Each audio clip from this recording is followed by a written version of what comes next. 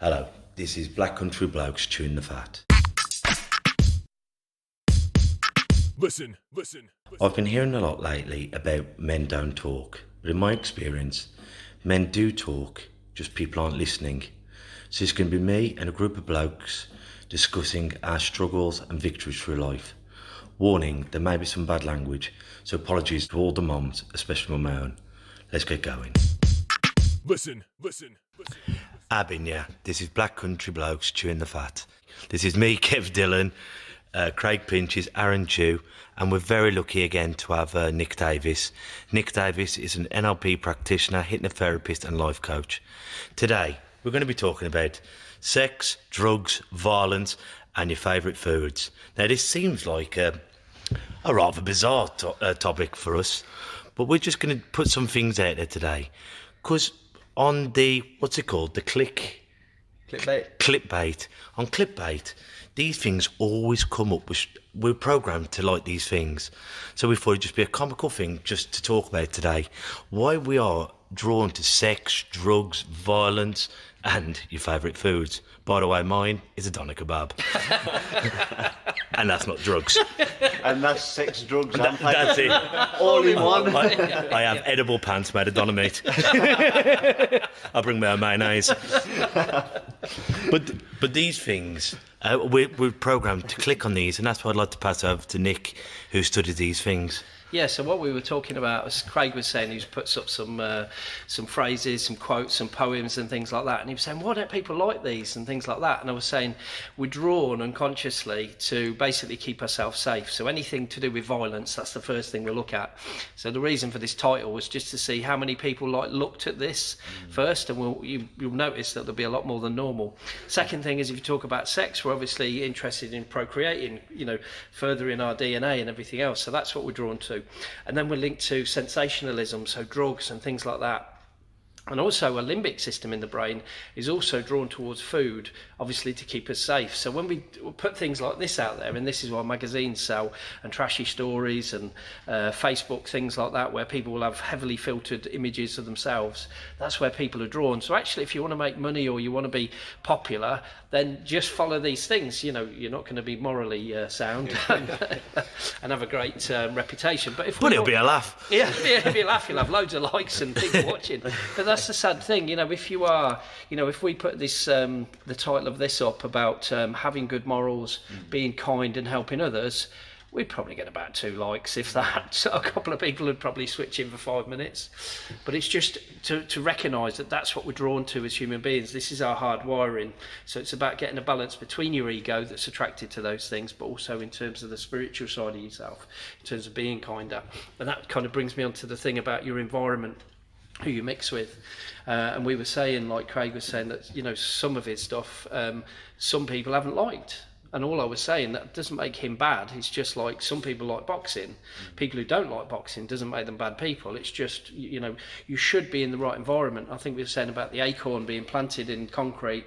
It's not going to grow up into a massive oak tree, whereas if you put the acorn in a beautiful field, there's loads of sun and rain and everything else, you'll get a massive oak tree that'll live for hundreds of years. And that's one of the reasons that I would say to people is you've got to move, you've got to travel. The reason I've driven here for an hour and a quarter is to be with good people. I can't stay at home and then recognise, if I go and knock my neighbour's door, am I going to have a good conversation with them? Probably not. Does that make sense? So it's about putting yourself in your environment, like Craig said, find your tribe. And it's funny, about environments, like when you have your pub mates, and getting off your head mates, and as soon as you stop doing the drugs or you stop doing the drink, then you lose your friends. But then you've got to think, was that the right tribe? And some people, like when I've packed in the booze before, they'll go, just have one more drink, Kev. Come on, you're out with Nick, and you go, but I don't want to. And Frank Skinner said that. He says, how many times you say I've come off heroin? They go, go on, just have one more crank. Yeah. And they don't understand that, because I don't think they're doing it maliciously, but they don't want to lose that part that you bring to their life. Well, it's rapport, isn't it, on a bad level, really, but everybody doing those things together creates rapport. And I always say to my clients, if they're trying to get off drugs or drink or anything like that, I say, will those friends pay your mortgage? I said, because if they do, carry on getting high with them, drink with them. If they're not going to pay your mortgage, maybe you've got to make a different choice. you know, everyone's willing to have fun with you in life. Yeah. No one's willing to take the responsibility of dealing with the reality of life with you. And I think there is a saying, what is it, laugh and the world laughs with you, cry and you cry alone. Yeah. You know, and that speaks to that. So if you're in the wrong tribe completely and you're influenced, you know, you can be easily influenced, because I don't think I can be easily influenced. But I don't really consider myself as having a tribe. There's me, my partner, my children, and you guys for the most part. You know, my musical family. But I don't really go out and socialise. If it's not music, it's family. If it's not family, it's here with you. But there's nothing wrong with that, is there? But the other side is, but are you being influenced by the algorithms of Facebook? Because nowadays we don't even need to leave our house to have a social life. You know, it's weird that, you know, in the old days you'd sit in your lounge, you know, on your own, and you wouldn't have these things. But now you can comment and talk to a group of people that aren't in front of you. Well, if your wife was going to cheat on you, she'd get her high heels and skirt on and go out. Now she could be sat there in her Jimmy Jams, cheating on you, and that's the world we're living in. Yeah, it's crazy. I mean, I don't even use Facebook and that to socialise. I don't really talk to anyone. It's like the happy birthdays. I don't really post to people's wall happy birthday. If I know them directly like that, but I've not got a number, I'll private message them. You know, rather than post to the wall. It's like, I'm not knocking anyone that does it, because it's just a theme of this generation. It's what people do, but. You know, people that will wish someone happy birthday who's sitting right next to them, or whatever else, and you think... Drop them a text or a phone call. Well, well, the weird thing about that, and this is anecdotal evidence, is that if somebody posts something about somebody that's next to them on Facebook, I'm not going to mention any names of anybody I know here. If anybody's however, no, there's no one here. There's no one in this. I'm not about anyone back home. I'm not listening to that. Generally, those people aren't in a happy place with that person. So if they have to say, oh, and post loads and loads of pictures, they're probably not in a happy place. And it's that thing, whatever you see on the outside, the opposite is true on the inside. It's like when people have passed on, you know, and they say birthdays roll down, so I want to wish such and such in heaven. Yeah. You know, I'm assuming angels in heavens and that don't have Facebook. You know, and you think why, you know, that's brilliant. Yeah, that is true. It's true. Why post it to it? But they're not. I don't think they're doing that. I think they're doing that for the emotional response they get off Facebook. Yeah. Whereas if I was really close to my nan, I'd pray and talk to her. Yeah. That would be the way I'd do it. But I wouldn't put it on Facebook, because I'd feel a bit of an idiot. But yeah, you're right. And those people who publicise those things. But may I just say, for those people, if that's your way of grieving, of course, then, because grief has many different faces, so we can't tie them all with one. But I being devil's advocate, I agree with what you're saying. Some people are doing it for the right reasons. Some people, it's like when you have a beautiful slim bird going, oh, I've put on 2 pounds. And they're doing that, oh, princess, you look beautiful. Some people do it for the wrong reasons. Some people, I think, are just trying to grieve. Well, you know, the funny thing is, and this is, I use Facebook pretty well. I've got it down because it's a very good business tool for me. And there's a variety of different things I do on there. I want to help people, but also I want to attract market, use it for marketing and everything else. You have to recognise this, because I said, you know, reading somebody's Facebook posts is like being down the pub when the drunk person is shouting out whatever they're shouting out. You have to recognise, like, how many people you have on Facebook. So some people forget.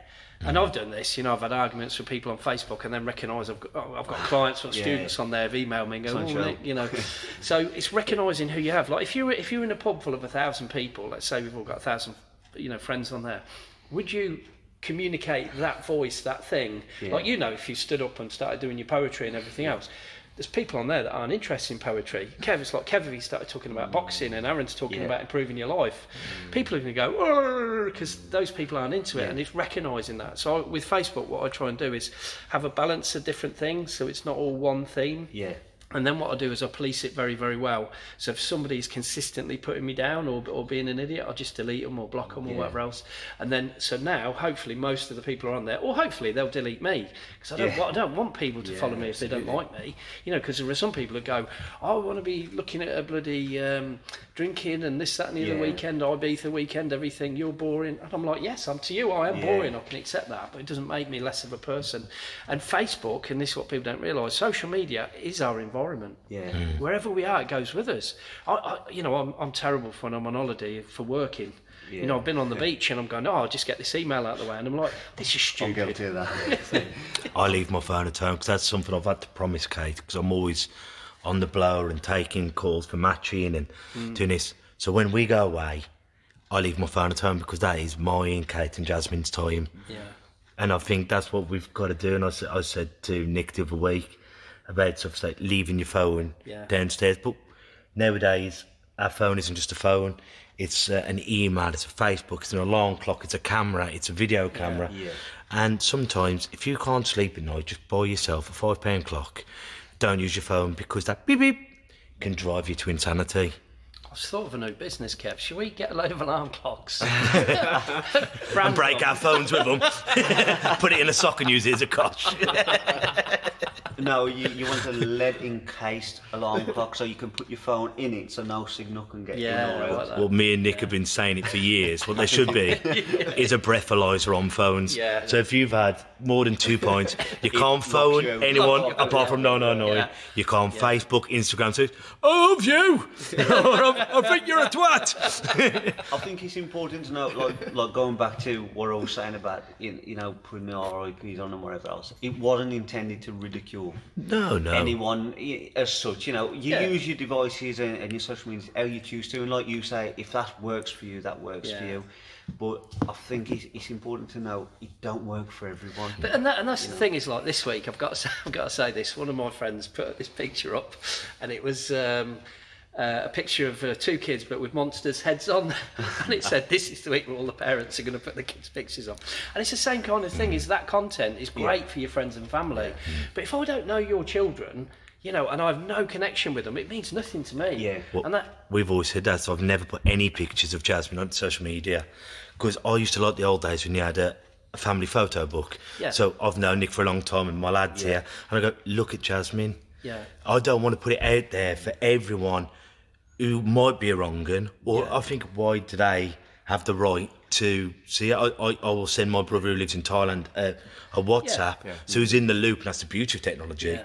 But why does everyone who I've ever had contact with need to see my little girl? And this is the thing, this is what's happening. I've written a few articles on mental robustness for Facebook. There's a lot of kids suffering now, because what people don't realise, and it literally is this: if you've got, say, a few hundred friends on Facebook, would you, in a room full of people, say intimate things like if I had a kid and I'd say, put a picture of my daughter there, and everyone went, "She's ugly, look at her, this, that and the other," I'd be devastated. Yeah. So why put it out to your Facebook? And that's what people have got to realise with Facebook. You've got to use it properly. Whatever content, and this is the rule I have for myself, would I shout this out to 1,000 people, most of whom I've never met? I think that's a good rule. And back to sex, drugs, booze. Can you imagine in 30 to 40 years' time, our Prime Minister, who hasn't going to have been caught drunk on Facebook, who hasn't been caught with a spliff or a straw up his nose, or They're going all the way back, aren't they? all the way back. Pulling everything out, So when we have our Prime Minister saying, "Well, he was never up," and you think, "Well, I ain't going to vote for him then."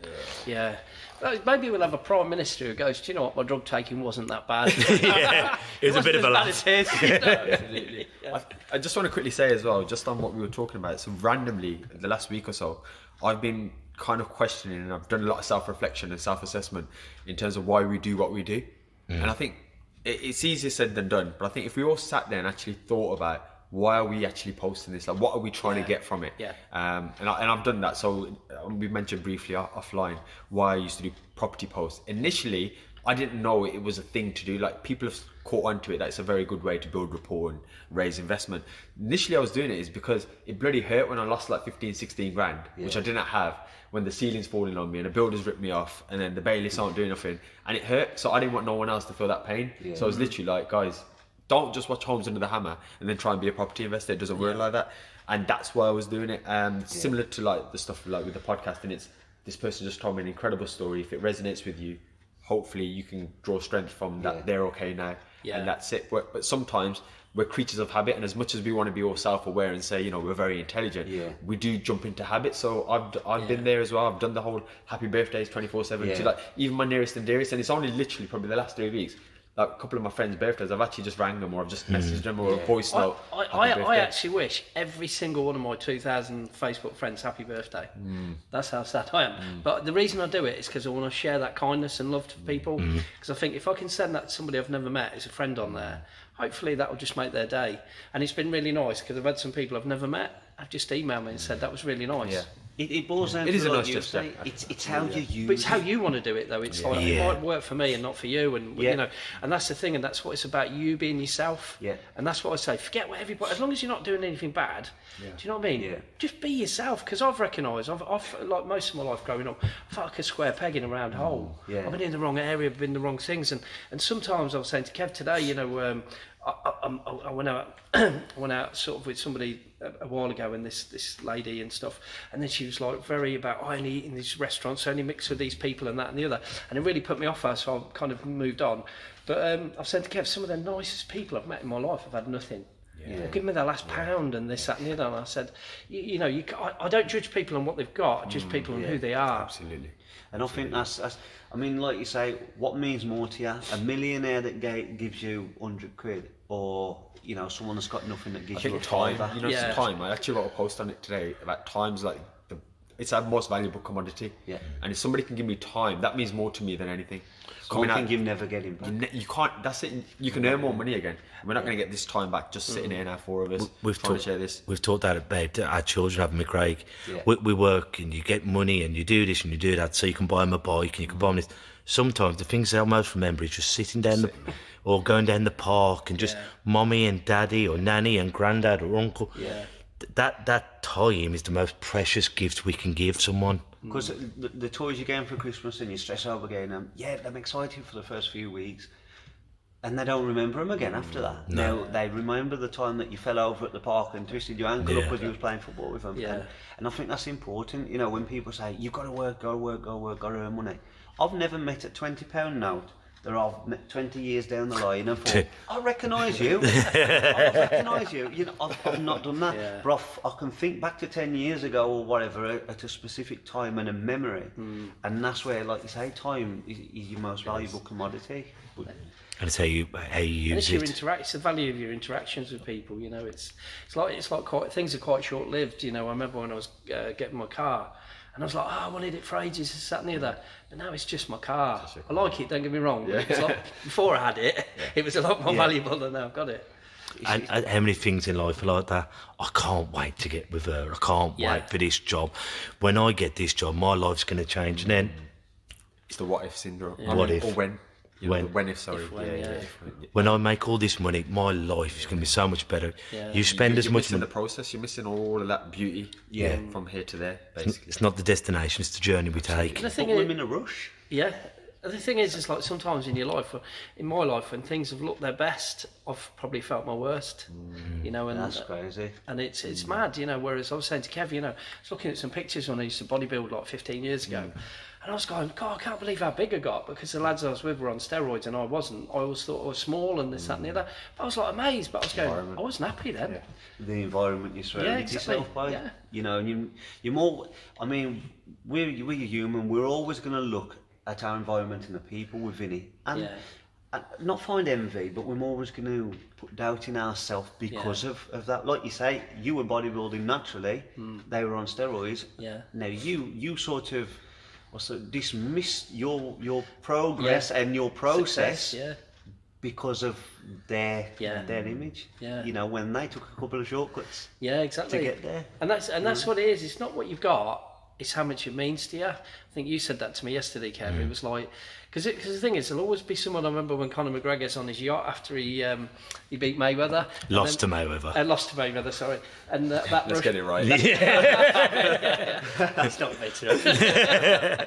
And then that Russian billionaire pulls up with a yacht about 10 times the size. And he went, I've got to get one of them. So his happiness was short-lived. And that's the thing. Whatever you have, there'll always be someone with more. And there'll always be someone with less. And sometimes it's about looking at those with less that I find most better. So it's like, I find, you know, if I'm lost in my life and I don't know what to do, I'll try and give. So I think, who can I be kind to today? Can I say hello to an old lady or something? And then and I just don't know why I do it. I just do it, and then I feel better. And I think, you know, because we can always add value to people's lives. I think that's what they say. You know, you can't achieve new things by holding on to the things that you have. You know, if I've got my hands full of apples, I'm not going to fit an orange in there. You need to give some things away in order to receive some back. And the thing is as well, I learned this, whatever's good in life is also bad, and whatever's bad in life is also good. There's always you can't have it all good. Yeah. And it's like, you know, like my worst time of my life when I collapsed turned out to be the best time because it's created everything I do today. And then, you know, when I was in a relationship and I was moving into this massive house that all fell through, it looked like the best time of my life. And I remember peaking going, this is the happiest time of my life.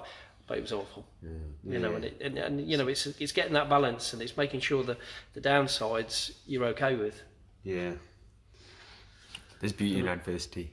Yeah. Massive beauty. 100%. You got to find yourself, be happy with yourself, because like you say, success isn't short-lived. You know, you've got to make sure that it's what you want, and you've got to be in the environment you're comfortable with. And the thing is, going back to what we were saying about expectations, the only expectations you got to meet are your own. Yeah.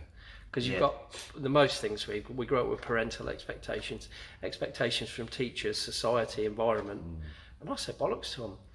Live in the environment that suits you. You know where is it? If you need to, you know. So I heard this phrase. It says, "You're not a tree."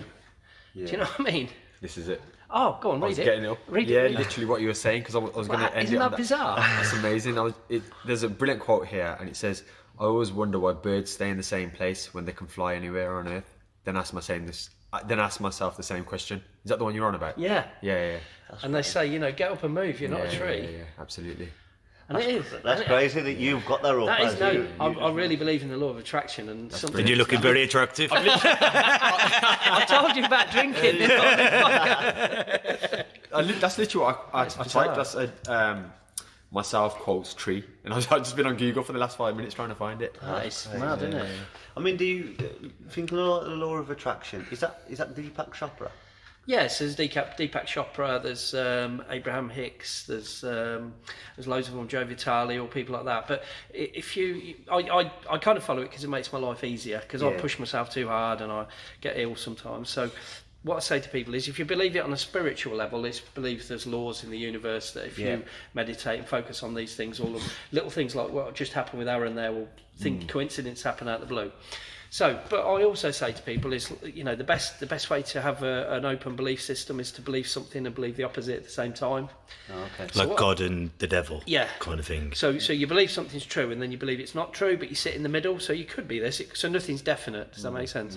So I say law of attraction could be something spiritual and magical, like just happened there, or it could just be a scientific coincidence. So I say if you believe it on science, if you're happy, you're focused, you do your meditation, everything else, when you meet people, naturally, people are going to like you and say things that probably wouldn't have happened before. So on a scientific level, you're going to be more successful and happier anyway. But if you believe in a spiritual level, which you kind of do, kind of don't. There's a thing, I'm not sure if it's quite related, there's a thing, I think it's Les Brown says, you know, again, big fan of Les Brown. He said that on a morning, if you can try and tell yourself or watch the videos and listen to the tapes, first thing on the morning, because that's when your mind's working at 10 wave cycles or something per second or whatever, and that's when your subconscious is most influential, so and that's how you can reprogram. They're alpha waves. So what you do with your 6 a.m. thing, that's a really good thing, because if you're in a meditative state, it's a state between sleep and wakeful awareness. That little bit is where your brain goes into alpha waves, which is meditation, which is where your intuition comes in and all your best ideas. That's crazy. But the more you can stay in that state, the better you'll be at everything. If you can box in an alpha state, it's like they call it the zone, the flow state. But the longer you stay in that, it's like I do loads of writing for new magazines now, and I did it to improve my writing, and I get myself into that state, and they just write themselves. Write themselves. It's weird. The words come out, and I'm like, I couldn't have written that. We're amazing what we can do. But today's going to be a short one, gang. So I'm just going to, on about our sex, drugs, and everything, I'm going to finish with a little quote from George Best. An interviewer went in and asked him, said, George, how did you spend all your money? He went, on women, drugs and beer, and I wasted the rest. So until next week, gang, ta-ra a bit. Listen.